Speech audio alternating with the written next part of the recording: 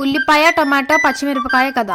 ఉల్లిపాయ, టమాటో, పచ్చిమిరపకాయ ముగ్గురు మంచి స్నేహితులు. ఒకరోజు ముగ్గురు కలిసి సినిమాకి వెళ్లారు. సినిమా హాల్లో సినిమా చూస్తూ ఎంజాయ్ చేస్తున్నారు. సినిమా చూస్తూ టొమాటో సీట్ పై ఎగురుతూ ఎంజాయ్ చేస్తుంది. సినిమా చూడ్డానికి వచ్చిన ఒక అతను టొమాటో కూర్చునే సీటు పైన కూర్చుంటాడు. ఆ కుర్చీలో ఉన్న టొమాటో చిరిగిపోతుంది. అప్పుడు ఉల్లిపాయ, పచ్చిమిరపకాయ చాలా బాధపడుతూ ఏడుస్తూ సినిమా హాల్లో నుండి బయటికి వచ్చేస్తారు. వాళ్ళిద్దరూ అలా నడుచుకుంటూ వెళ్తుంటారు.